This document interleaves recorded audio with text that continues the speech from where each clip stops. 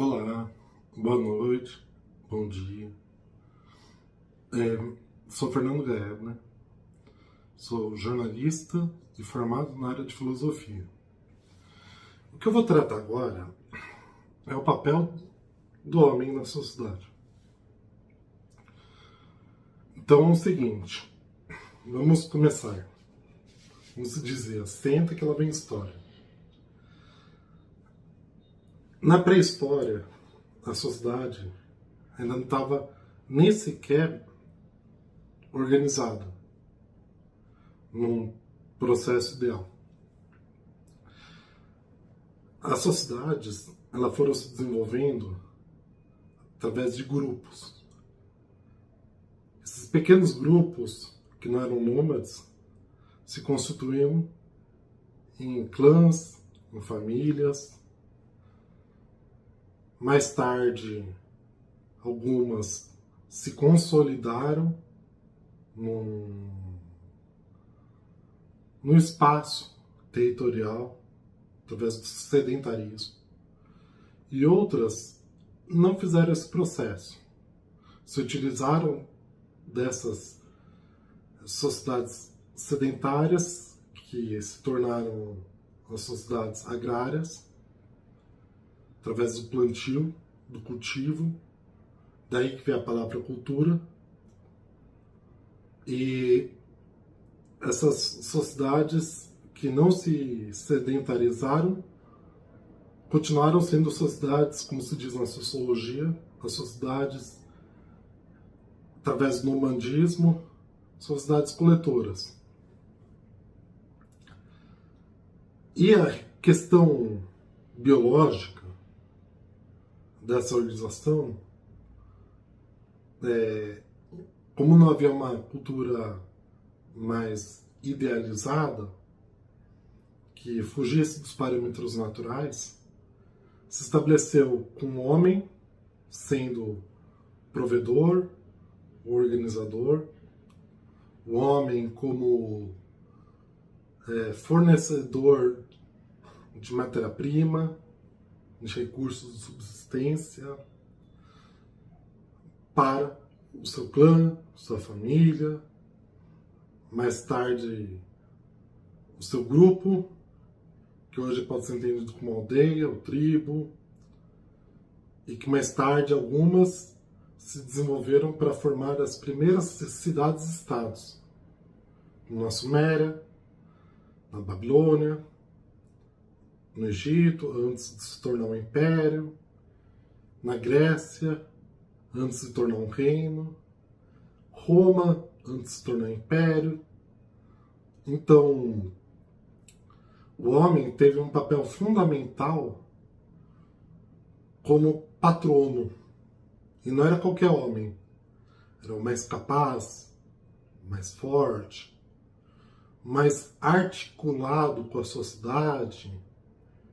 Os que não pertenciam apenas a uma única família, mas a duas, três, através de processos poligâmicos ou de relacionamento aberto. E assim foi se constituindo a cultura pré-histórica. Uma cultura que relegou a mulher para alguns entendidos como segundo plano, para outros uma especialização na sua tarefa social, que era de receber essa matéria-prima, organizar o lar, cuidar dos filhos, netos, tanto próprios como do resto da aldeia, da tribo, da cidade-estado, como nas vestais na Grécia Antiga, que eram as sacerdotisas matriarcas. E isso daí é uma teoria geral da formação da sociedade e da cultura no âmbito filosófico, sociológico, antropológico, das ciências sociais e políticas. Mas, claro que, como toda teoria, as suas divergências, contraposições, outras perspectivas, outros pontos de vista, Dentre esses, podemos encontrar a Ilha de Lesbos, no Mediterrâneo, onde a formação é inverso. Eram sociedades matriarcais. E nesse caso, unicamente para mulheres. Nenhum homem era permitido de forma consensual. Claro que houve incursões depois, a posteriori, de povos que tentaram conquistar, e mais tarde no Império Romano essa ilha fazia parte, mas não tinha tanta grau de importância cultural. E também alguns exemplos de tribos aqui na América Latina, na região do Amazonas, que foi dado devido ao nome das guerreiras amazonas da Grécia Antiga pelos conquistadores espanhóis e portugueses, mas que lá predomina a liderança feminina da sociedade. Assim como houve exemplos tópicos na África, na Ásia, sem adentrar muitos exemplos, o que importa é entender a função social do homem. A minha colega Patrícia Terbinati irá, por sua competência, aprofundar e desenvolver a parte da competência feminina desse papel na sociedade. Então, na pré-história, se organizou assim. E, claro, houve a reprodução desse modelo nas sociedades antigas, onde o homem era o César, era o faraó, eram os sumos sacerdotes das diversas religiosidades, não confundir com religião, mas religiosidades como formas culturais, como o judaísmo, parte o cristianismo na patrística. Patrística vem de padres, ou seja, função masculina. Não eram mais as sacerdotisas do paganismo.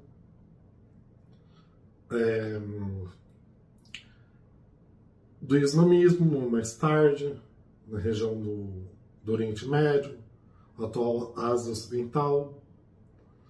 Então, o homem ficou delegado à função histórica, na análise histórica, de ser os fundadores. Por isso, quando se diz, a pátria brasileira, a pátria chinesa, a pátria russa, a pátria indiana, a pátria africana, pátria vem de pater, é o pai. É o homem que funda o país, que é exemplo para o país, que é a representação simbólica máxima daquele país. Como os Césares no Império Romano, os faraós, como já disse, mas também com Santo Estevão, que fundou a pátria húngara, e na modernidade, na contemporaneidade, podemos entender como Lenin, que fundou a União Soviética, Mao Tse-tung, que fundou a República Popular da China. De certa forma, podemos entender que Getúlio Vargas funda o Brasil contemporâneo, e os pais fundadores dos Estados Unidos, não só na função privada da fé, mas na função pública da política. tudo isso estou trazendo como exemplo da categoria que é o homem em sociedade, que é a exemplificação de como ele se comporta na sociedade. O feminismo, podemos entender que é um antigo feminismo da busca de uma função extramatrimonial ou para além da família, da mulher, na antiguidade, através de Empátia, a filósofa pagã, que na Alexandria tinha essa luta pela representação feminina na política, nas artes, na cultura, na filosofia. E no início da contemporaneidade, na modernidade, com as feministas da Revolução Francesa, que a maioria, por questão de repressão, fizeram apócrifos, ou seja, textos sem identificação, mas posteriormente pesquisadores identificaram que eram realizados por mulheres e que produziram textos críticos à sociedade francesa, na época da Revolução Francesa. Também a mulher na relação fabril da economia, na Inglaterra, na Revolução Industrial, e mais tarde o feminismo como uma filosofia social e política, tanto o feminismo de esquerda quanto de direita. Esquerda na União Soviética e direita nos Estados Unidos. Todas buscavam entender e formular um papel social da mulher. E o homem nisso tudo? O homem, com todas essas revoluções históricas, culturais, políticas, ele foi desconstruindo essa imagem que até, de certa forma, a antropologia, a sociologia tinha dos homens que eram os condutores de grandes ideais, que eles eram o membro ativo, formulador, e a mulher era um mero elemento passivo reprodutor dessa sociedade. Houve, de certa forma, uma desconstrução, em grande parte na Europa, nos Estados Unidos, parte da América Latina, na atual Rússia, na antiga União Soviética, do modelo tradicional do homem. E aí foi inaugurado um período de criatividade nas elaborações de informações, surgindo a partir daí a ideia de um novo homem, a busca por um novo padrão ético, moral, social, cultural para o homem. E isso se fez através da contracultura nos Estados Unidos, movimento hippie, por exemplo, no existencialismo francês, que reafirmava a busca por um novo homem, não só limitado ao seu padrão de vida anterior, mas com um salto qualitativo de articulação com o conjunto da sociedade.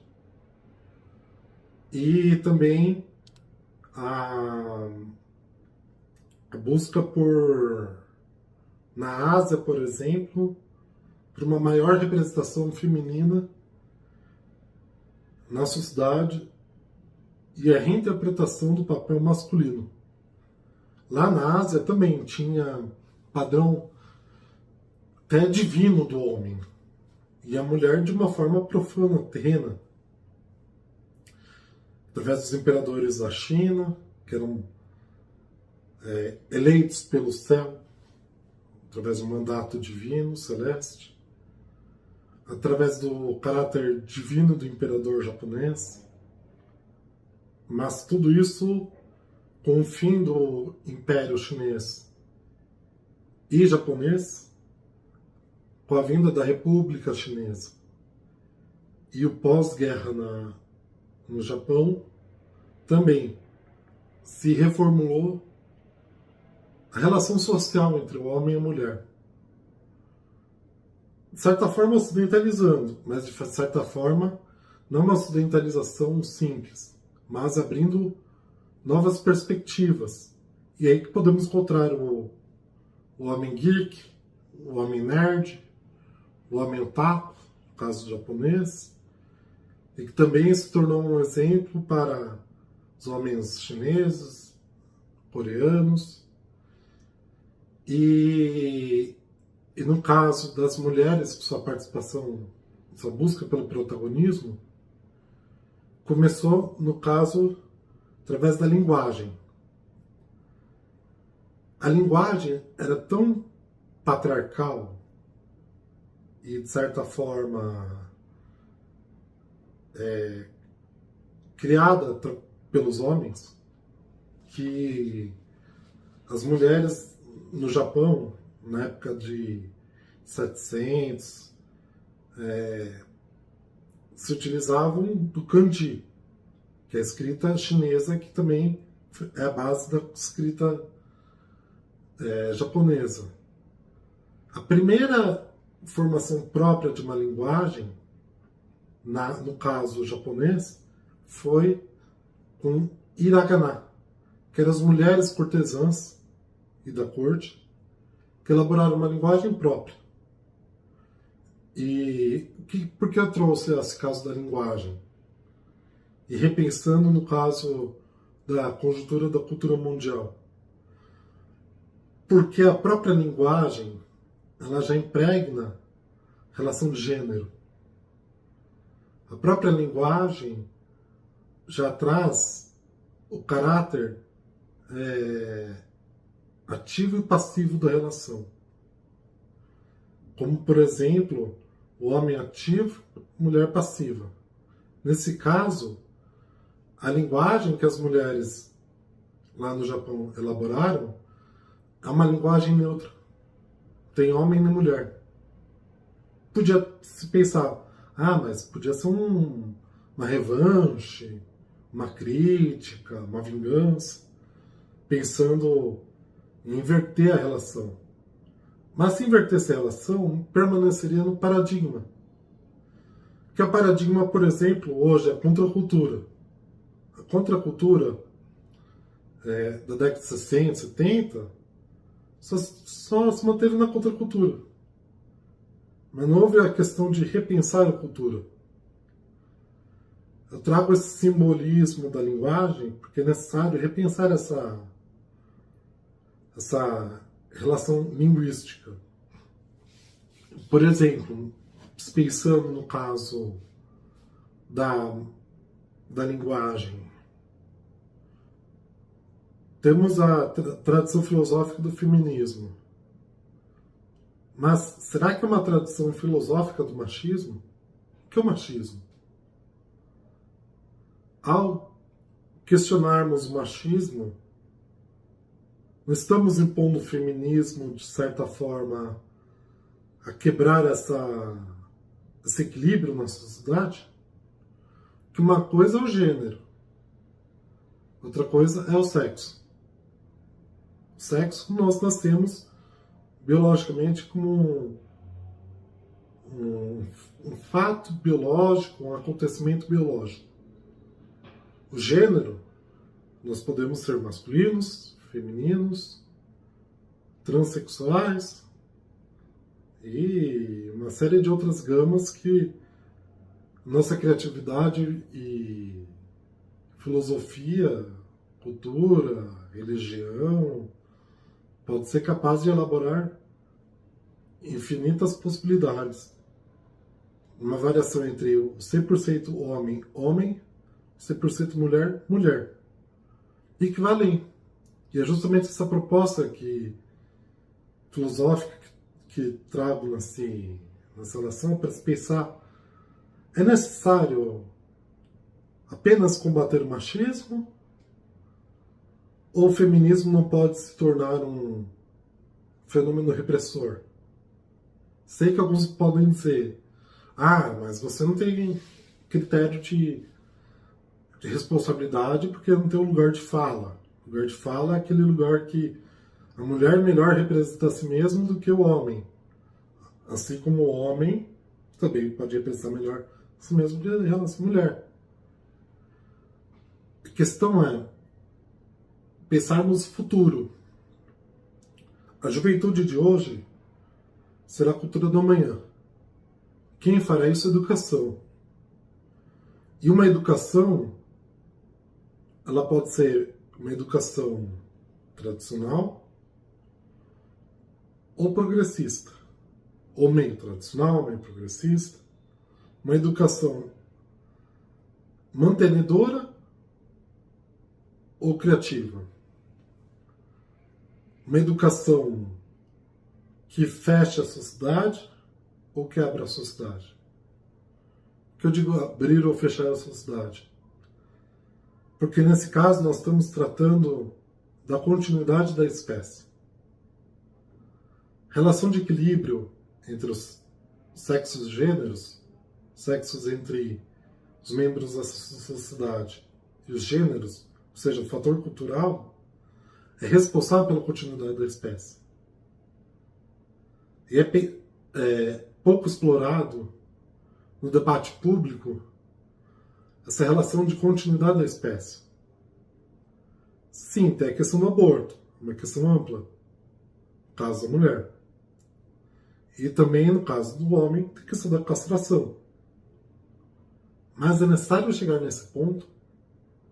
Ou é necessário avançar além mais? Utilizando da técnica aplicada, como um médico cirurgião com seu paciente, com bisturi realizar uma cirurgia, usar a técnica para alterar a correlação de forças entre o homem e a mulher. Qual é essa correlação de forças? Não digo que eu trago a resposta pronta. Só trago essa pequena questão do paradigma, dos romper os paradigmas, da técnica aplicada, da linguagem e daquilo que todos nós, direto ou indiretamente, desejamos e trabalhamos como cultura, assim como os antigos que sedentarizaram na Terra, hoje estamos sedentarizados no idealismo de vida, sem conseguir repensar essa própria vida que levamos. Essa vida que levamos, atualmente, com as disposições da tecnologia, pelo menos na parte do que a ciência e a tecnologia pública, não nos permite vislumbrar outras formas de continuidade da espécie, caso queiramos. E a função do homem nisso tudo? Para não fechar a questão e deixar em aberto, eu acho interessante que tragamos as mulheres para repensar o homem. E também devolvo como um questionamento às mulheres em se permitir deixar-se repensar pelos homens. Para que o homem possa entender melhor a mulher e para que a mulher possa entender melhor o homem. Essa é uma questão que eu trago e que eu acho fundamental no caso de um entendimento de uma biosociologia, que é a cultura influir na natureza. Muitas vezes, nos debates públicos de machismo e feminismo, vejo muito do aspecto de uma tentativa de mudar a natureza de forma cultural e tentar mudar a natureza cultural por meio de suposições, por meio de uma ânsia de luta, uma ânsia de necessidade. E para aqueles que acham que tem uma resposta pronta para essa questão, a própria mudança da espécie traz mudanças na sua cultura. Nesse caso, a própria cultura é necessária repensar a si mesma com as suas ciências. Nesse caso, filosofia, sociologia, história, ciências sociais, políticas, etc, etc, etc. Incluindo aí, claro, teologia. No caso do debate público, a finalidade pela qual estamos desempenhando nossos papéis. E no caso da teologia, ou da ciência da religião, a nossa finalidade última, que é uma ciência aplicada da teologia chamada escatologia. Para que nascermos homens? Para que nascermos mulher? Nesse contexto. E a função do novo homem deve ser no sentido de auxiliar para que o velho homem possa entender a sua função histórica e para que a história, o tempo, nos traga melhores respostas. Que só com o nosso trabalho diário, estudos, cada um exercendo seu papel social, pode proporcionar para que entendamos a nossa conjuntura e para onde queremos ir. Qual é a sociedade através da qual se abrirá um caminho de justiça, de oportunidades, onde com o desenvolvimento da cultura e da técnica possamos equilibrar essa relação de gêneros para a continuidade da espécie e para que outras também possam aparecer, né? Surgir, por que não? A história nos proveu de, no caso a história natural, proveu de tantos exemplos de espécies que não necessariamente superaram o anterior, mas abriram outras perspectivas. Se não fosse os microbióticos, não haveria vida na água. Se não houvesse vida na água, teria vida aqui, na Terra. Se não fosse a vida na Terra, não haveria vida no céu. Assim como, obviamente, a vida fora da Terra. Como o caso da panspermia, que é a tese da multiplicidade dos mundos que foram formados por um esperma interplanetário, que é meteoro, cometa, e o óvulo galáctico, que são os planetas. A partir daí surgiram espécies em todos os planetas. Algumas mais materializadas, outras mais energizadas, para não dizer espiritualizadas.